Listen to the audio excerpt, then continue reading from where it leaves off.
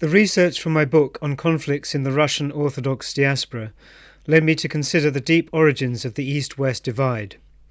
This in turn generated an interest in the growth of secularism and Christian historiography in general. There's been a lot of focus on the ownership of history in terms of historical narratives and events. There's been less attention on the philosophies of history which lie behind these forces. Over the course of the last century, and especially after World War II, there was a debate on the meaning of history in terms of secularization. Some historians and philosophers, mostly Christian but not all, Christopher Dawson, Karl Lowith, Carl Schmitt, Eric Voegelin, proposed that the Hegelian dialectical model of history, which had its origins in the scholastic period, and most especially from the Enlightenment onwards, was an immanentization of Judeo-Christian eschatology. The Judeo-Christian philosophy of history was a radical change to that of the ancients. At this point it needs to be said that our philosophy of history is so connected to our worldview as to be almost synonymous with it. In the words of Dawson, it is very difficult, perhaps even impossible, to explain the Christian view of history to a non-Christian, since it is necessary to accept the Christian faith in order to understand the Christian view of history. The linear teleology of Christian history gradually replaced the cyclical historiography of the ancients, whilst at the same time incorporating much of its archetypal model into its sacred cycles. The world that emerged was one in which history had meaning and direction.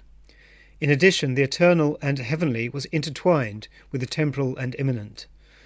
The paradisical and miraculous entered the life of every man from birth to death through the mysteries of the sacrament and especially the liturgical cycle.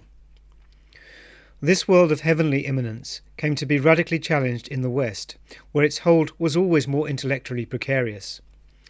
It is now generally accepted that today's secular modernity has its origins in medieval scholasticism, which elevated reason and even faith itself became the rational assent of the individual mind. Almighty God became subject to man's proofs. At the same time, a kind of ultra-Augustinian view of the fallenness of this world started to grip the West. This pessimistic view was promoted by mendicant orders who sought to elevate the religious education of the masses, away from the communal cycles of heavenly immanence and toward a kind of theological nominalism which promoted an individualist devotion. Theologians of the Protestant Reformation would take the conception of the radical corruption of the world even further, completing the so-called banishment of God from this world. The stage was now set for the new secular age. The saeculum, the present age before the second coming of Christ, came to acquire the connotations of the profane or godless, and later even the anti-religious aspect of today's secularism. But this change was incremental and slow.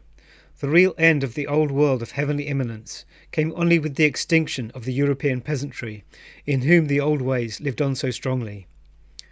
And this has still happened within living memory, especially in some parts of Europe. It is the biggest psychocultural change in the history of humanity, and in the words of Hobsbawm, has separated us forever from the pre-modern world in which mankind lived off the land and husbandry. Meanwhile, intellectuals in towns and cities were forging new conceptions of history. These theories built on those of Joachim of Fiore and reached their fruition in Hegel's philosophy of history, which I would still argue dominates the landscape today. For Hegel, history was the story of the gradually awakening consciousness of freedom or world spirit. In contradistinction to Calvin, Hegel was an anthropological optimist, but he immanentized the Christian eschaton, making man, in a sense, the revealer of God, of the divine principle. It was a short move from Hegel to the utopias of socialism. The demise of world communism as a political project did not itself signal the end of the concept of progress, which, through all its trials and backsliding, was to be perceived to be crawling forward to gradual betterment, leaving the dark days of oppression behind. The new heroes of this movement were so-called cultural Marxists, like Antonio Gramsci and Rudi Deutschke, who proposed a long march through the institutions to overturn the old world hegemonies and replace them with new ones. Language and customs, such as common sense, were themselves deemed to be the new key areas of this conflict. A revolution of all values was proposed. And so we arrive finally at today's culture wars, which have their origins in the age-old divisions between East and West. Modernity is a Western project, and its roots lie in the great divorce between the sacred and the profane, the immanent and the transcendent. This is why what we see today in the clash between Russia and the West is not only a geopolitical struggle, but a historiographical one as well. Some Russian intellectuals and theologians have attempted to realign Russia to its radical eschatological roots, at the same time as grounding it in the heavenly immanence of orthodoxy. This is a dramatic shift away from post-Hegelian ideas of progress, or even the concept of human flourishing so beloved of today.